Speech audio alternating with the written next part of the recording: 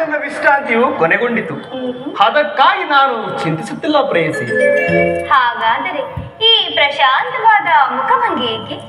ಯುದ್ಧದ ಸಮಾಚಾರವನ್ನು ಕೇಳಿಯುವುದು ನಟಿ ಸಹಜ.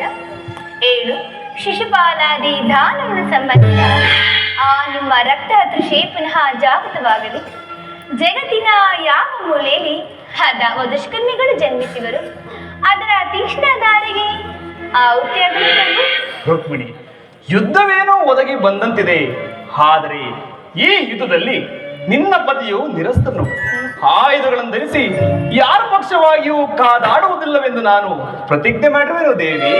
ಈ ಶೈನಾಗಾರದ ವಸ್ತುವನ್ನು ದಾಟದಿರಲು ಒಂದು ಅನುಕೂಲವಾದ ಕಾರಣವಿದ್ದಂತಾಯಿತು.